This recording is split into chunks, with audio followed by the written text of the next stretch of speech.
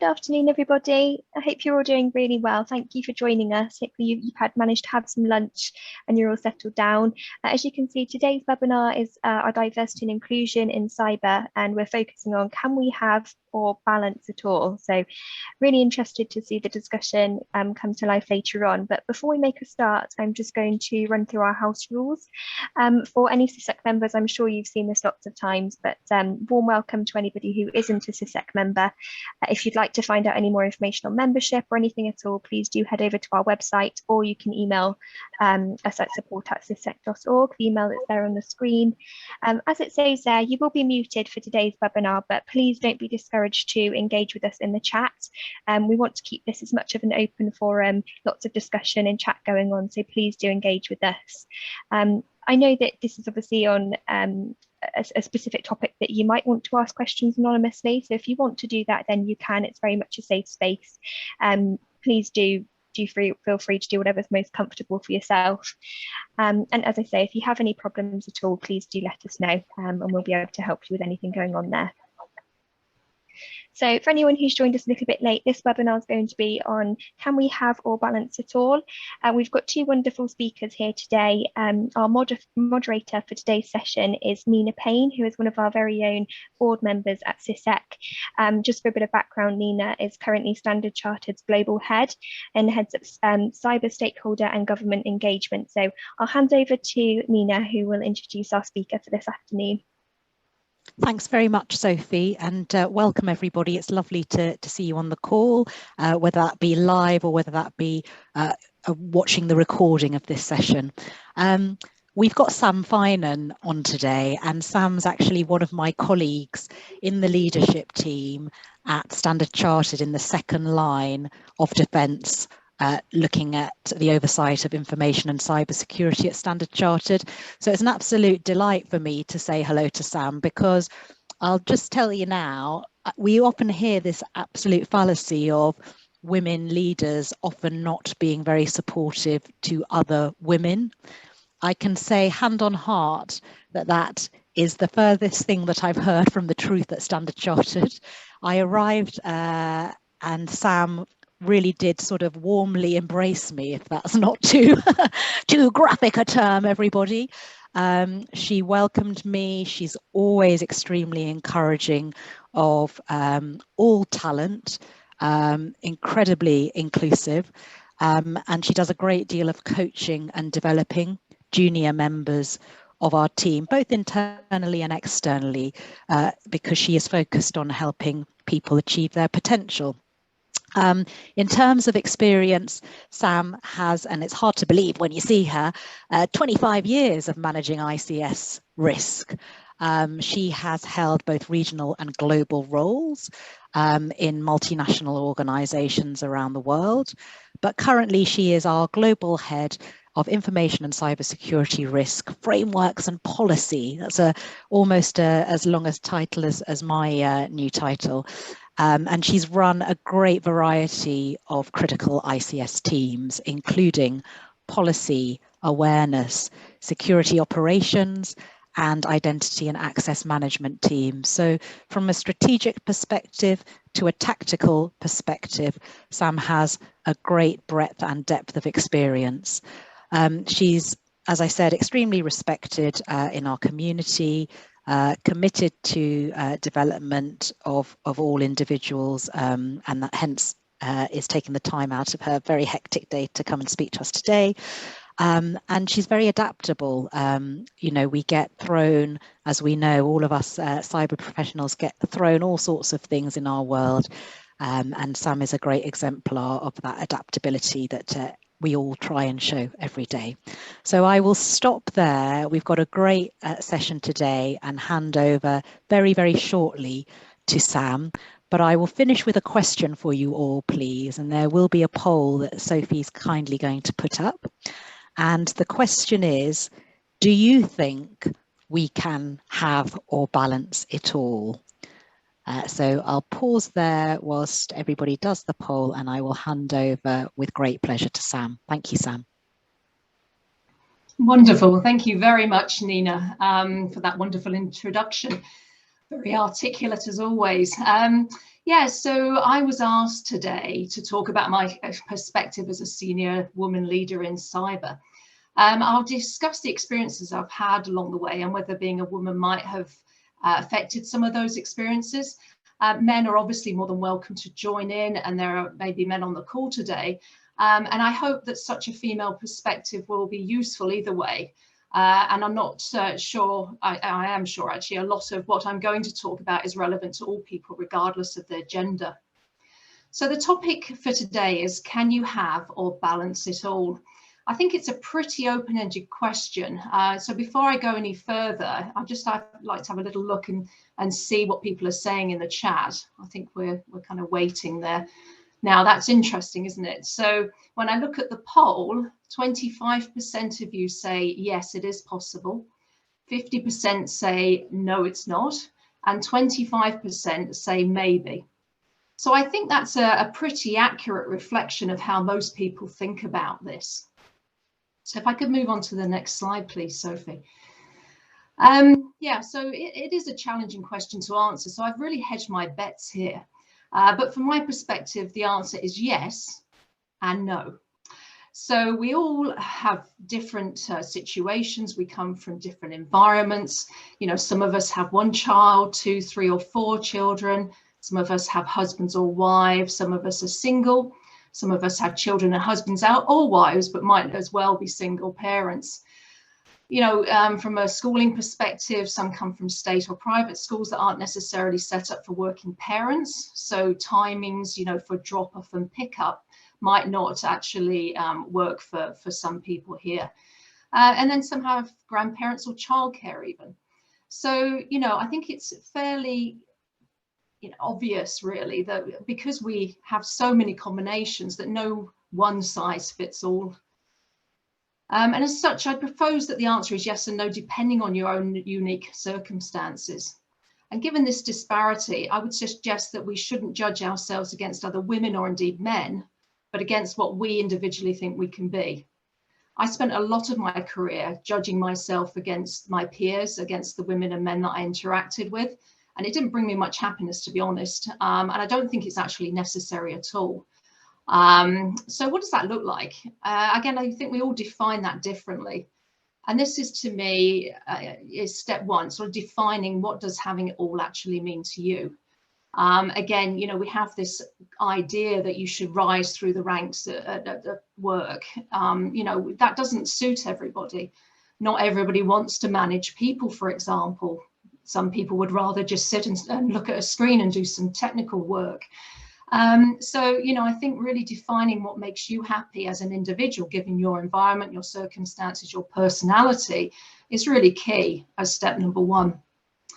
So I really suggest that we need to move from the thinking that judging ourselves by other people's standards and involving it to exactly what's important to you as an individual is really key. We're told that defining our goals actually means we have a chance of actually hitting them. So also it drives a sense of happiness and accomplishment when we actually reach those goals. So, you know, for me, that's step one. And then, you know, moving on to the next slide, when you look at this no side of the argument, there are a few things that directly affect women in the workplace from my perspective. And this is probably a familiar image for many, and I think demonstrates the role of women in society. You know, we see here the competing priorities, the mother, daughters, wife. You know, this woman obviously looks worn out before the workday even starts. And everybody seems to come before you. So, you know, when is your time? I think that's really important for people to make sure they have time built in somewhere that's for them to have some time away, some downtime to really think about, you know, their lives and not constantly reacting to situations and what is in front of them. So to me, as I said, this image sums up the no side of the argument. I'm guessing from this woman's expression that she isn't managing to balance it all. Just looking at her makes me feel stressed, to be honest. And, you know, how many things can she manage at one time? So why is she doing it? And I'm assuming she's not a martyr. And I think it's so easy to get caught up in the madness of it all and the feeling of not wanting to let anyone down. The problem is that her daughters, I'm assuming, probably don't feel seen or heard here. You know, they're looking at her kind of pleadingly, please pay attention to me. and she just looks overwhelmed. So she's got so many inputs coming in from the laptop and the phone and the daughters and everything, and she looks like she's going to blow, which won't be good for anyone, including her. So I think we all have the right to set boundaries and limits. There's only there's only so much a person can actually handle at one time. And I'll discuss this a little bit more later in the presentation. Moving on to the next slide. So this is what I want to look like. A bit too old now, but you know, this picture of these smiling women here. You know, for women, there are also often challenges with female health, and you know, for men as well, there are issues that the men have to go through from a health perspective, which adds to the complexity really experienced by us as human beings. From a female perspective, we can be seen as the weaker sex. Many of us have challenges, for example, with time of the month, or menopause, or general hormone fluctuations. We can feel slightly crazy at times. Some people are returning from maternity leave, which if you've ever had a child, you know, it can feel slightly overwhelming. For myself, I found it really difficult to remember things when I had given birth to my daughter, Annie. So returning to work felt slightly overwhelming. And then there's a question of how all this fits into the corporate world. So to bring this to life, I'm going to share what happened to me as it relates to this topic, as I had a positive outcome, and there were definitely some lessons that I learned throughout the experience. I'm hoping that by sharing them with you all today, others won't have to go through maybe the same challenges, or at least have some tools to help them go through the challenges. So this time last year, and a couple of years before that, had been going on for quite some time, I had two health issues happening simultaneously. One was a failed operation I'd had 3 years ago, which caused me debilitating pain a number of days per month. And when I say debilitating, it was the only pain that I can equate it to is giving birth to my daughter. It was that sort of very intense pain. And to accompany that, I had severe perimenopausal symptoms. So the combination of those two really they kind of stopped me in my tracks. I'd never experienced anything like that before. I didn't know what to do. I was pretending I was still 30. And my symptoms just got gradually worse over time. I just kind of forced to stiff upper lip. You know, I thought if I keep going, I'll be fine. You know, mind over matter, mind over body. But it got to the point when my body didn't feel connected to my mind at all. And my mind was actually willing me on, but my body was getting worse by the day. And over time, this affected my mental well-being too, because it started to degrade that. And I can't believe I'm saying this out loud, but I had thoughts like, if I have a heart attack or a stroke, I'll have to stop, you know, which when I look back is ludicrous, but it gives you an idea of where my head was at the time. So one day my husband said to me, "Sam, you're really unwell and you need to stop." That was just mind-blowing to me almost, because I felt like I was letting everybody down. You know, I was being too vulnerable, I was being feeble, I was being a typical woman, but I'd reached my limit. So, you know, there wasn't much I could do about that. And I took a picture of myself that day and I swore that I would never, ever look like that again. I didn't even recognize myself. I've been covering up, you know, my face up with makeup and such just to try and pretend I was all okay. But, you know, the reason I'm sharing this today is because I wish I'd known I wish I'd known then what I know now, because I would have done things so much differently. I'd reached crisis point, but my body and mind had given me plenty of warnings prior to that, which I chose to ignore. I didn't really know anything about menopause because this was before the current media on the subject. But fortunately for me, my workplace started taking menopause very seriously. You may have heard or seen of our head of HR, a lady called Tanuj, in the media, because she commissioned a study on the effects of menopause in the workplace. And I feel very fortunate to work in such a supportive environment. I would have had no choice but to leave my organisation if I hadn't have been given some space to sort out my health.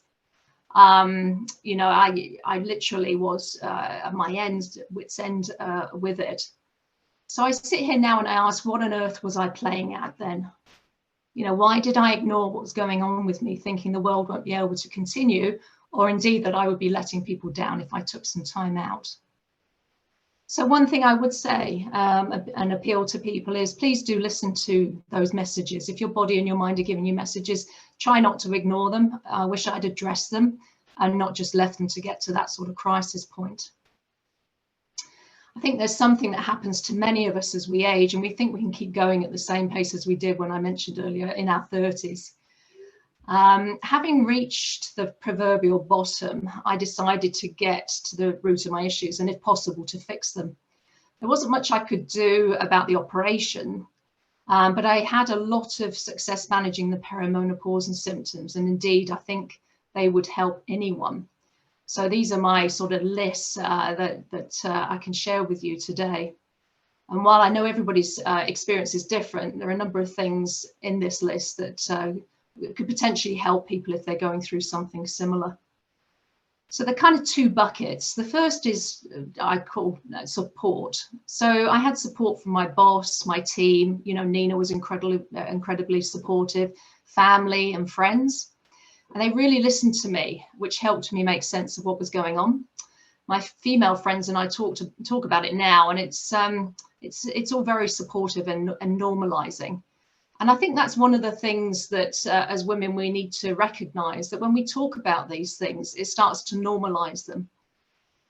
Removing the work pressures really helped while I figured out what was going on. And my boss was truly supportive of my time out. In fact, his EA was fantastic, and she read all my emails and flagged them so that when I came back, I could easily determine what I needed to focus on. You know, colleagues, as I said, inside and outside of my team sent their well wishes and offered support. So I think the key really was for me to stop to figure out what was going on. You know, I tried to reduce my exercise because I was hitting it way too hard. I realized I was exhausting myself through power. You know, I had this bizarre belief that if I really hit the gym hard, I'll start to feel better. But actually it was making me more and more exhausted. I did some research about the best exercise for perimenopause and calmed it down a lot.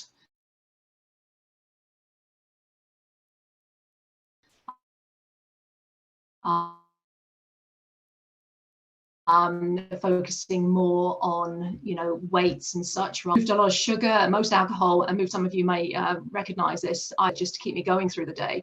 But that had a completely detrimental effect on my health. I now use meditation to reduce stress, and I realized that meditation isn't for everyone, but there are many different ways to do it, and it really helped me and continues to help me. I think the stress made my symptoms much worse. So much so that, you know, I eventually had to take time out. So, you know, meditation actually counteracts that stress. One of the things I think we overlook, and one of the things I often talk about when I mentor people, is the baggage that we all carry from our past.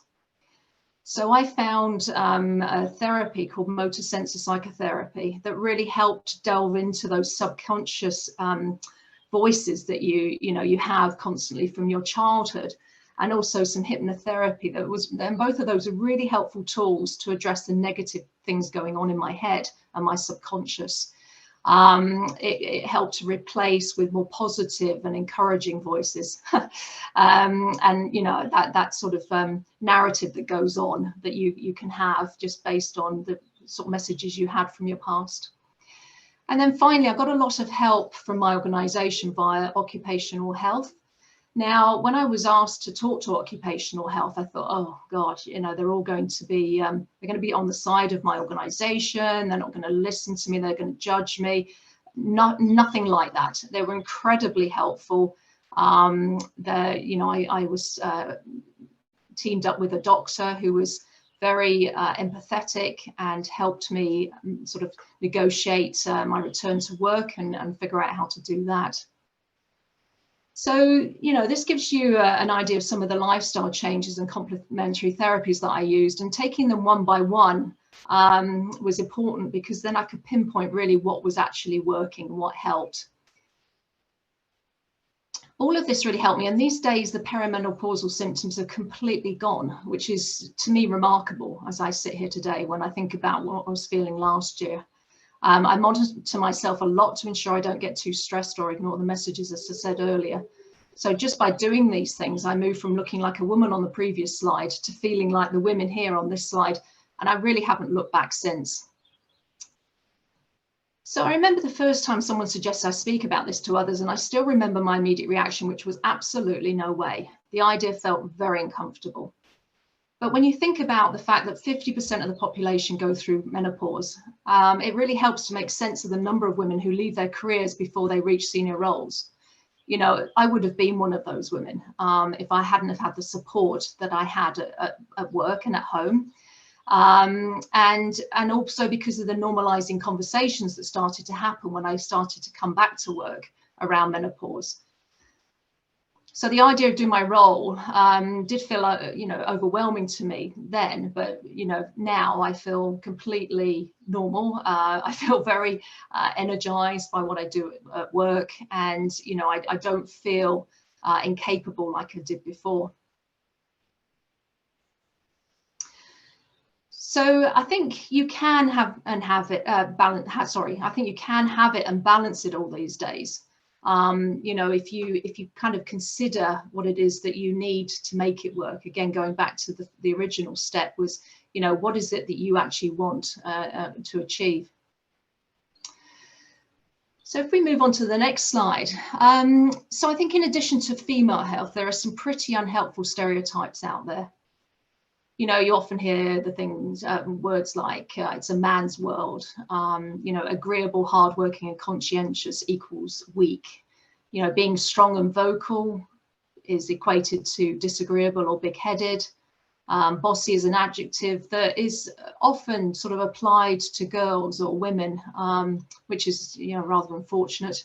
And I remember when I first started in IT security, being grateful for having a male name, you know, the name Sam.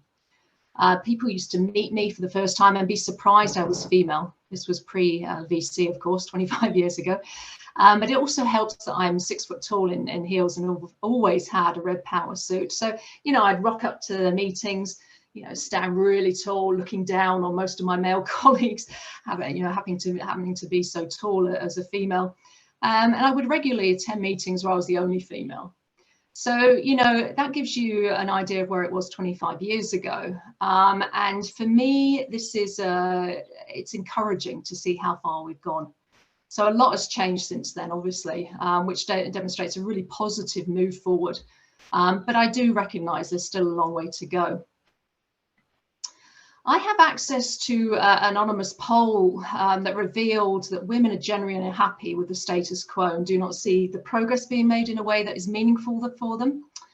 A few actions were proposed that might show meaningful progress, including men taking time to articulate why diversity is so important to them at a personal level. You know, so talking about their wives or their daughters or, you know, nieces or whatever it is. And really sort of making it personal.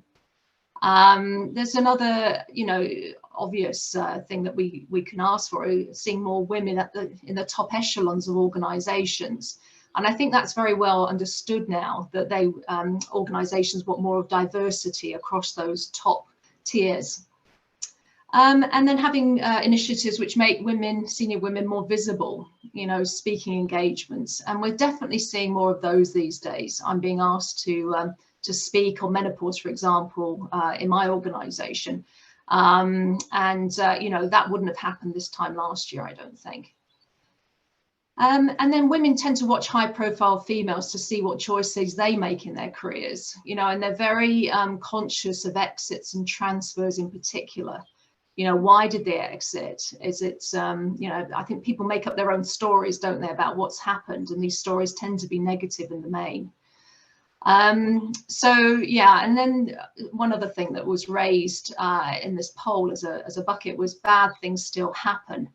So women's jobs changing or disappearing while they were on maternity leave, for example, or a lack in ability to look for new jobs while on maternity leave. The need to justify flexible hours to manage childcare, an unwritten expectation that women will sign on after children are asleep and work into the night. And there's a perception that men put in charge to fix the issue just throw the work back onto their junior females.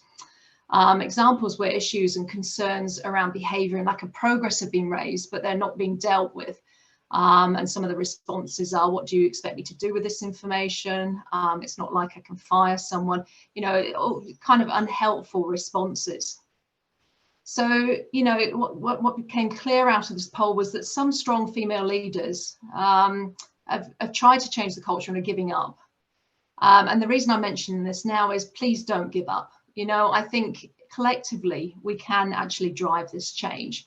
It's going to take time. You know, when you hear about the paradigm shift that needs to occur, it's pretty significant. But again, you know, go back to my earlier comments about the fact that 25 years ago, you know, I was glad to have a male name because I thought I'd be more included. Well, I don't even give that a second thought these days.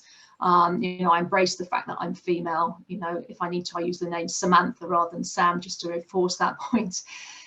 So rather than trying to make change at an enterprise level, a lot of women have tried to resolve, or are resolved on focusing on the environment within their own teams.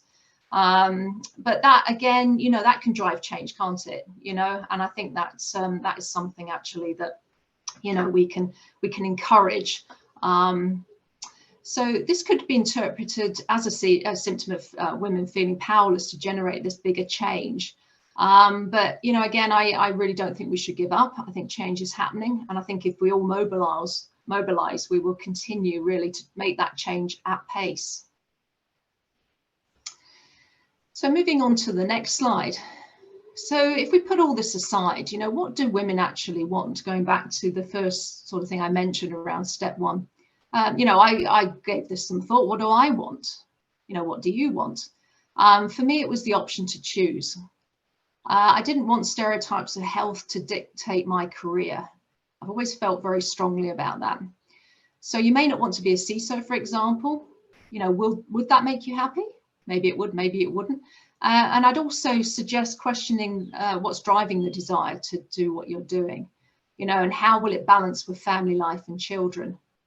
I was mentoring somebody once who came back from maternity leave, and she was, you know, saying she wants to get the top grade the first year that she's back from her maternity leave. And I said, well, are you really sure? You know, if you are, great, but actually, don't you want to make sure you don't miss time with your new infant? And maybe you'd be happy with a lower grade, you know, so that you can actually balance that. So it's giving thoughts like that, I think, is quite important. So I guess the key is to make a conscious decision and then see how you can make it happen. I decided that I wanted to work part-time when I had my daughter, for example. Now, for me, it was a walk away. It was like, if I can't go part-time, then I'm actually going to leave my job because it was more important to me. And that was a conscious decision that I spend time with my daughter. And I don't miss those really significant milestones like her walking, her first step and such. So, you know, this was a while ago. She's turning 18 in April. So luckily my boss at the time saw the benefits to both me and the organisation of doing that. And I would suggest that we shouldn't be afraid to ask for flexibility. My husband, again, really encouraged me and said, Sam, you know, you should ask for that flexibility. I really didn't want to, because I thought, oh, God, I'm going to come back from maternity leave. I'm going to be on, you know, part-time. I'm going to be seen as taking the easy route, you know, all this sort of, you know, negative thinking. But I have to say, after I'd given birth to Annie, that was the best possible decision I could have made. You know, I've been there through all of my daughter's growth until this point in time.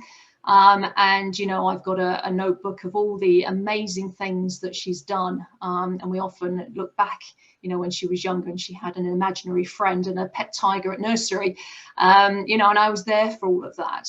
If I'd have been working 5 days a week in London, there's no way I would have seen all of that. So I'd encourage you to really ask for that flexibility because you can actually be successful in the workplace on part-time. So at some point in the last 18 years, I actually moved to a 4-day-a-week,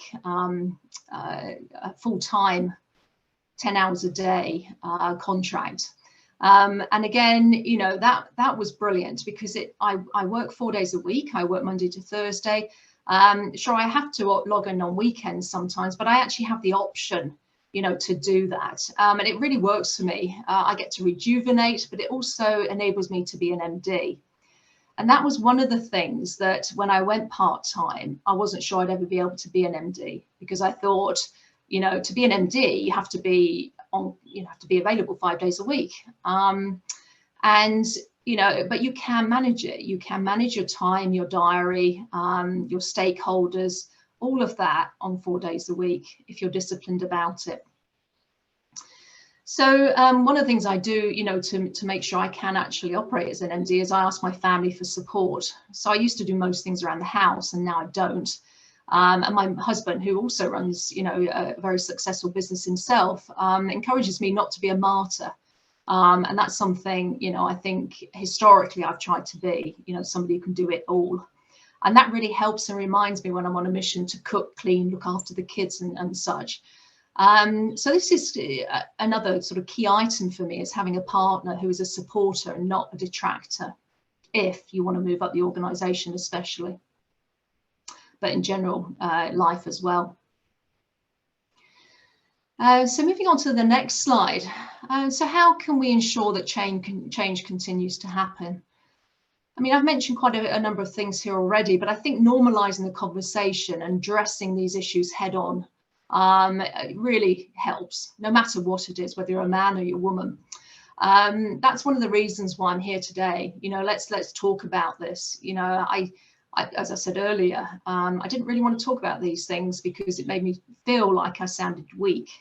But actually, I realise now, talking to especially people that that I coach, that they're actually finding these conversations quite useful. So, you know, I encourage everybody to normalise the conversation. Let's talk about these things. 50% of the workforce, you know, go through menopause, for example, or women, you know, have hormonal challenges each month and such. So, you know, but looking at some of the other channels we can target for change, we're starting to see a real change in the UK as part of the change in legislation. You know, we work hard within my organisation to improve diversity figures. Women in other countries I know are less fortunate. So, you know, how can we sort of raise the volume in those countries? We're doing this in my organisation. I really encourage it for you to do it too, where you can. Another obvious channel for change is university and education. You know, we're now educating women at a young age to believe in themselves and not to set artificial limits. There's been a real change in the UK in this area, as you can see more and more young women entering STEM courses. Equal opportunities for all partners are being driven in society and work. And I think it's important that we have equality for all here. One thing, again, that's sort of popped out in the coaching that I do and the mentoring that I do is this idea of limiting self-belief. So, you know, I'd suggest ditching some of the limiting phraseology. You know, I remember think, you know, there's this glass ceiling, I'm never going to be able to penetrate it. You know, I think this idea of pigeonholing and stereotyping is actually really not helpful. And actually, in my experience, glass ceilings don't exist. You know, I think I had this idea because it was out there in the media that there was this glass ceiling, but actually, in reality, now that I've gone through, it doesn't exist for me. So I do believe many people have these sort of self-limiting beliefs for one reason or another, and removing these beliefs via therapy, hypnotherapy, or whatever it takes really definitely helps. I know that Claire did a presentation on imposter syndrome and addressing that and believing in the self. And I used to stand and listening to seniors speak and think, yeah, I can do that. But I didn't really believe it, you know, because and when I first became an MD, I thought, God, you know, I don't actually belong here.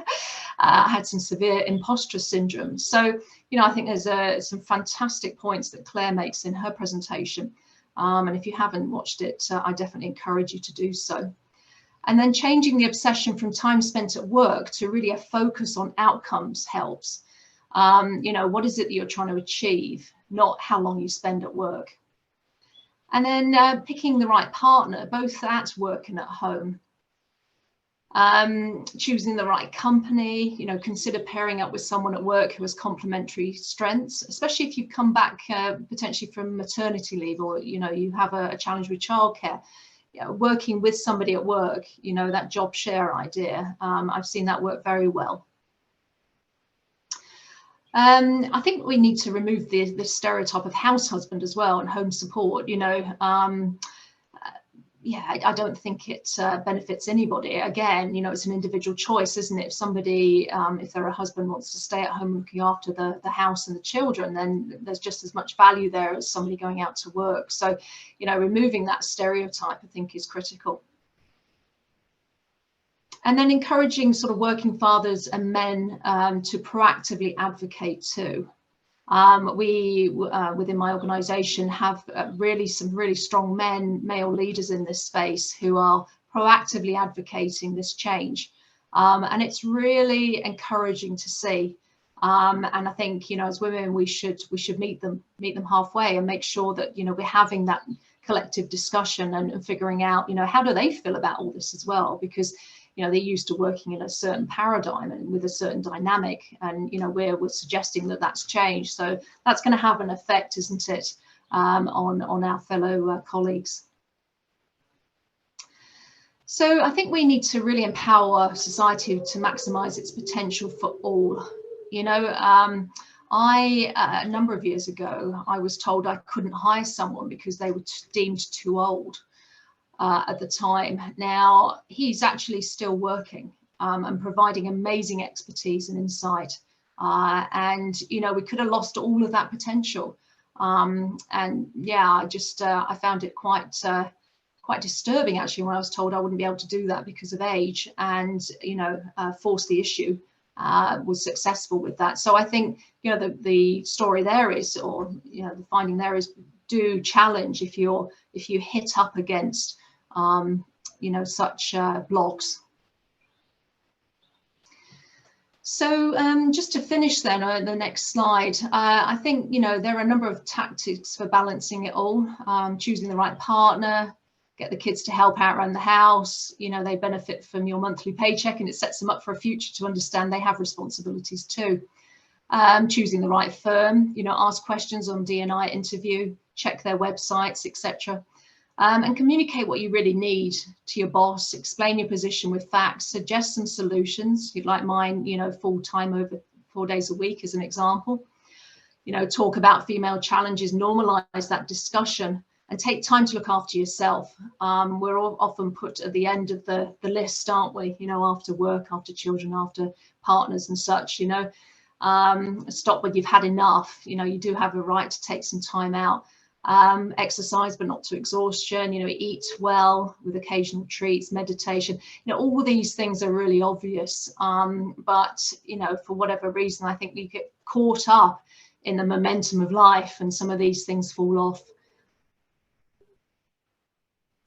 So I think, you know, just to end before I hand it back to Nina for Q&A, there's a real call to action here. You know, I do think you can have or balance it all.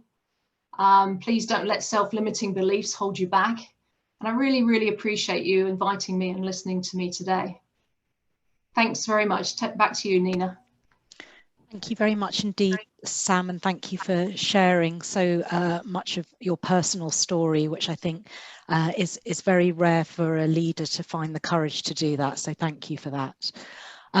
We encourage you, Sam and I, to please ask any questions that you have. As Sophie said earlier, that might be anonymously if you prefer to ask anonymously.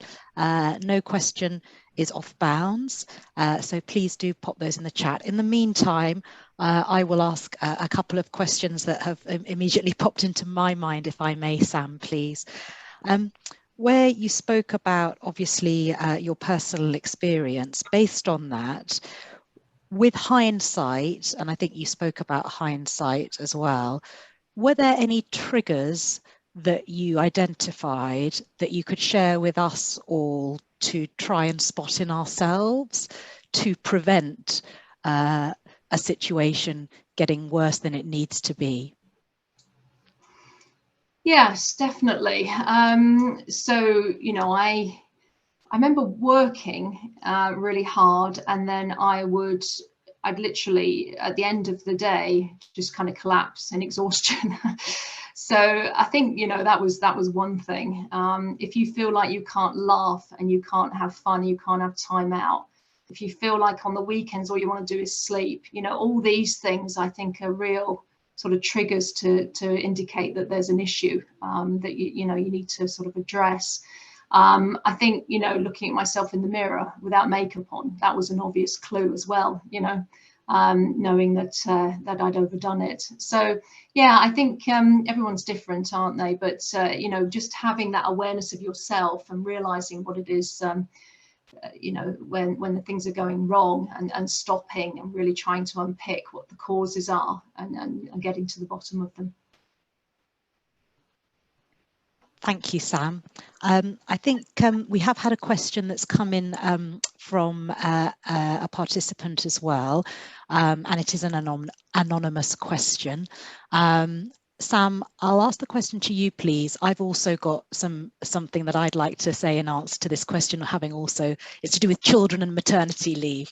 So I'll go after you if I may, please, Sam. Someone has recently returned to work from their maternity leave, but what's coming up from their bosses a lot is the phrase, "but you only work 3 days."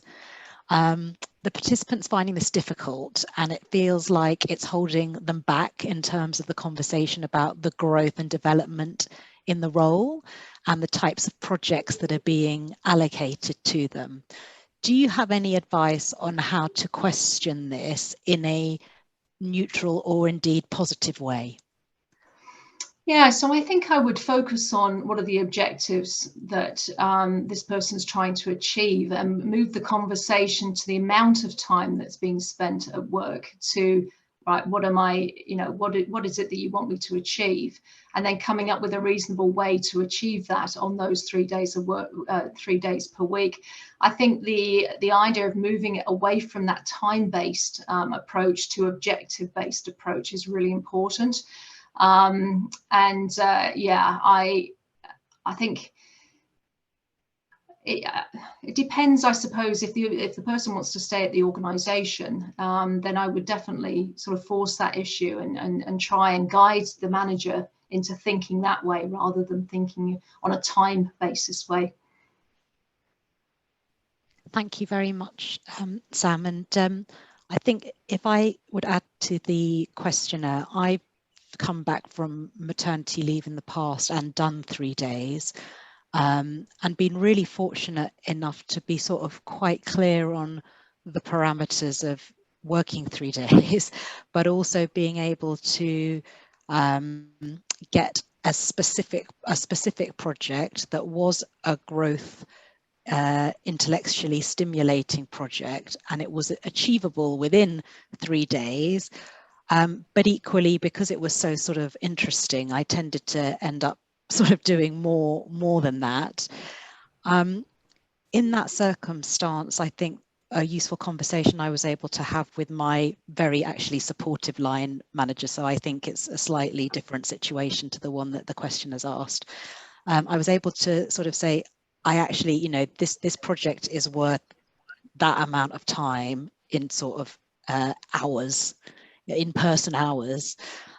What can we think about either within our own organization, giving other people the opportunity to assist in this very important project, or equally, can we go externally?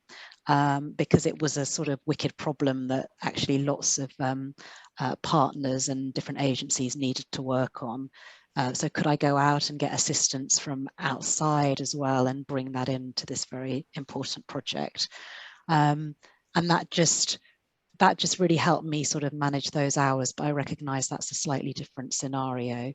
So I hope that helps, and please, everybody, don't hesitate to keep the questions coming. Sam, I think, Nina, sorry, go on. Yeah, Sam. sorry, Yes, please.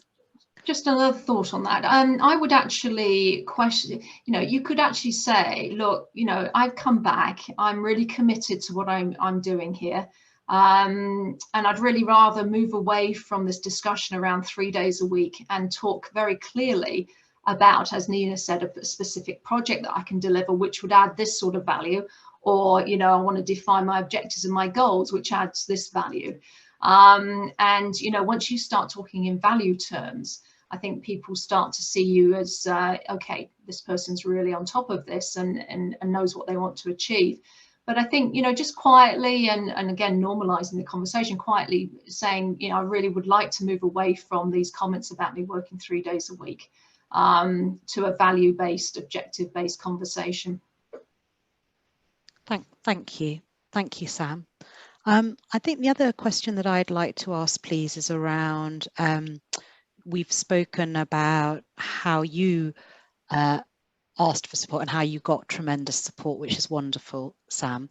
I also know that you've got great interpersonal skills.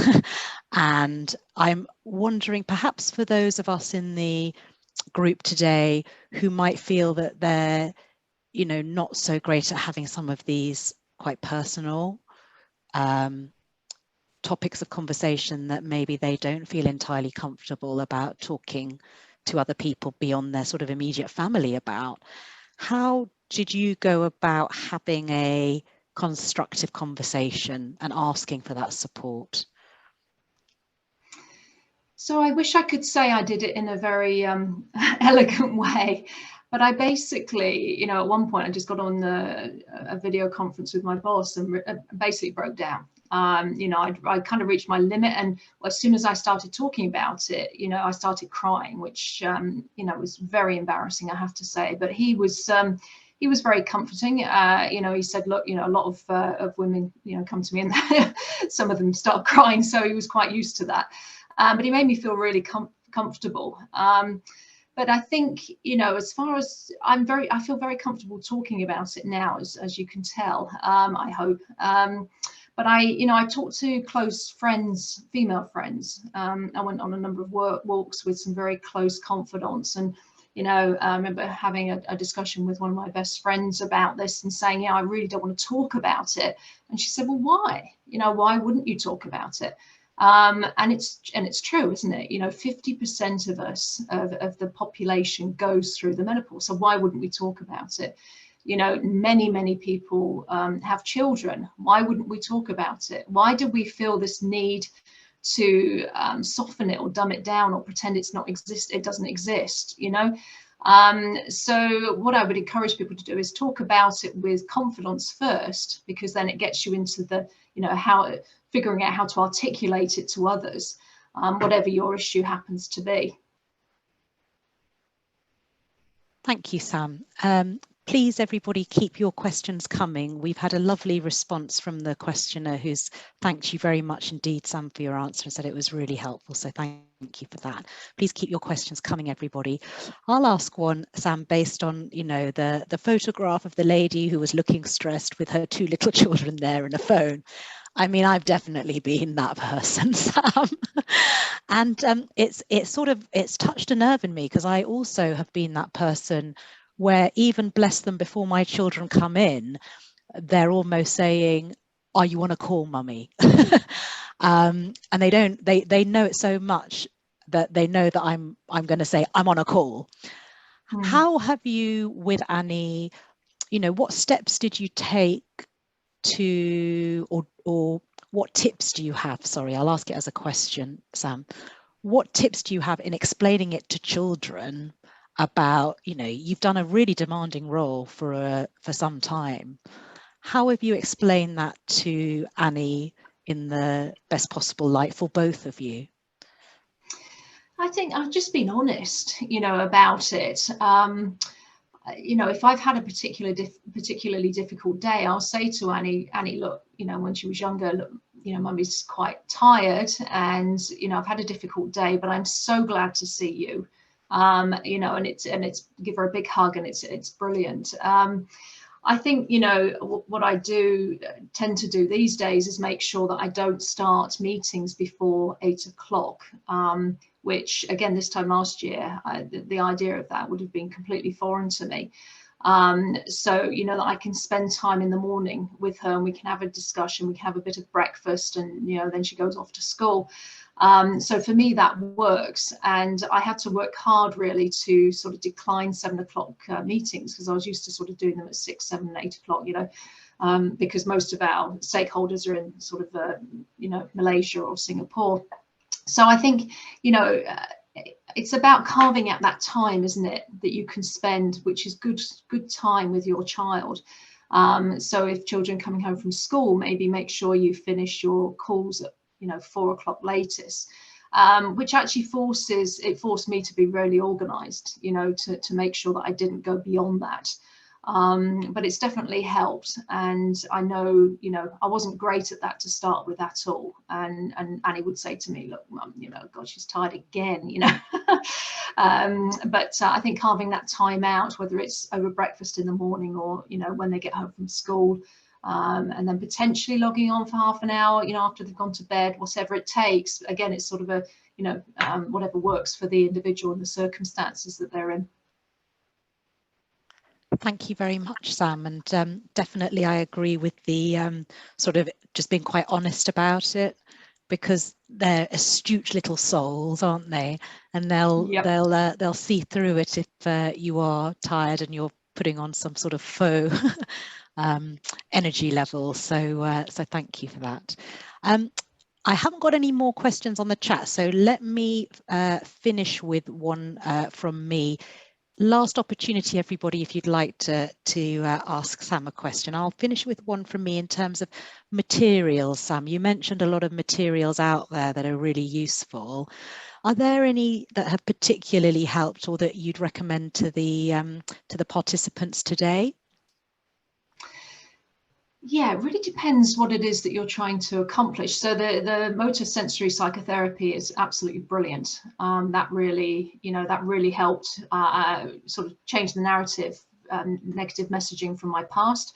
I think hypnotherapy was fantastic. And again, that doesn't deal with the past, but it really encourages you to think positively and you know, about things in a more constructive way. Those were very helpful. You know, exercising, but not to excess, you know, all those types of things. As far as tools, you know, I didn't really use many tools. They were all kind of things that I picked up, and other than the, you know, the psychotherapy and the hypnotherapy. But yeah, does that answer your question, Nina? Yeah, it does. Thank you. And I think, you know, a lot of us in our industry are really focused on sort of technical qualifications. And I'm sure if we asked the room today, there'd be a plethora of technical qualifications. But actually, beyond a certain, particularly, sorry, I should correct myself there, everyone, particularly beyond a certain level in terms of leadership as you get up the ranks, it becomes about sort of what's in here and actually, like you said, Sam, some of the experiences that you've had in the past and how those might have influenced how you behave and your values and behaviors in the future. So I'd really recommend, I listened to a podcast called How Did We Get Here? With Dr. Tanya Byron and Claudia Winkleman. So you've got a great sort of host in Claudia Winkleman, sort of being like the every person, and then the professional opinion from her friend, the doctor. And whatever the topic is really, and it might not be something that I've personally experienced before in terms of the issue that's faced, I always find some sort of resonance about a human emotion and how that then sort of I reflect upon. Actually, I sort of felt that in the past, and actually those are really good coping techniques or behaviors that I can then bring into bear in how I sort of deal with those issues if I come into them in the future. So I'd recommend that one. And thank you, Sam, for your recommendations. Sam, did you want to great, add Nina. anything?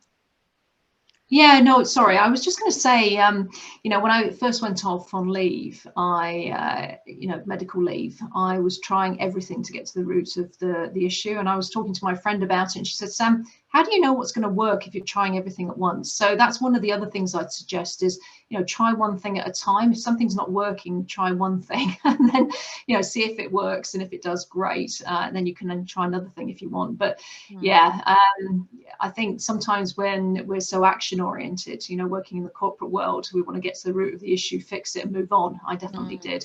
But, again, be kind to yourself, I'd suggest, and, try these things one at a time. Yeah, thank you, Sam. We've got 2 questions that have popped up, and I might take those as our last questions, please, everybody. So thank you. A question from a participant in Anonymous.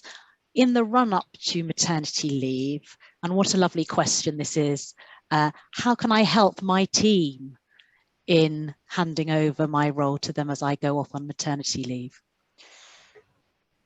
Yeah, great question. So, I mean, what I did was I made sure that everything that I did, I kind of documented a manual. These are the things that, these are the things that need to happen, making sure that accountability was given very explicitly to individuals within the team, making sure that my manager knew exactly what was going on in the team and who was doing what, and having, making sure that you don't have everything stored on your C drive, for example, putting something in a shared area so that everybody can access it. I think all of those, again, it's funny, isn't it? All the issues that I've sort of faced and dealt with have been dealt with communication and transparency. And I would say the same is, sort of meets this question as well, be transparent, communicate, and do it early as well. Just, because as you come up to giving birth, you're not going to be quite, although I had pretty horrendous sort of housekeeping tendencies just before I gave birth, but you want to get everything in place. I think if you know that everything's in place and you have a 2-month period, you do it 2 months before you're due to go off on maternity leave, then you can see it working nicely and it's smoothly, and then you can go off quite calmly onto your maternity leave. Thank you, Sam. And the last question is from a participant who is appreciative of the great flexibility in their current role as a working parent, but is also concerned about the long-term growth opportunity within their company. Have you been in a position where you've been concerned about the unknown, and how did you overcome this? Yes, so I, for the longest time, held off wanting to become an MD, a managing director, because I thought, well, I can't do that, with flexibility and being part-time. I was lucky enough to have a mentor who was right at the top of the organisation, sort of at level 1, right near the top of the organisation, who basically said to me, why wouldn't you be able to do that part-time? In fact, my female boss at the time had more of an issue with it than he did. So we talked about, how do we manage that? And I think, again, if you take the discussion away from, how much time you're spending in the office or, working, and make it more objective driven, then, I think that that definitely helps. I don't know if does that answer the question, Nina? Yeah, I think so. And I think, the other thing I would say to the questioner is I've done a combo. I've had 2 kids. When I've come back, I've done a combo of 3 days, 4 days, 5 days, 5 days compressed down into 4 days. And I've always felt a little bit of that sense of, who knows about the future. I'd say sometimes there is an element of you, or certainly I, and it might not be something that resonates with you, questioner, but I did my best that I could in that role, and I accepted that things might not be perfect in terms of my life and work balance, but there was a great deal of acceptance. Like Sam said earlier, the house might be a total mess, but I couldn't do everything, and I accepted it. And actually things quite often sort of had a way of working out, in that if you do work hard and put that positivity and positive intent forwards, sometimes the growth opportunities just come without worrying too much about them. So I hope that doesn't look like I'm sidestepping your question or belittling your question in any way, because that is absolutely not my intention. But I hope that just provides another perspective and hopefully helps you to worry about it a little bit less, perhaps.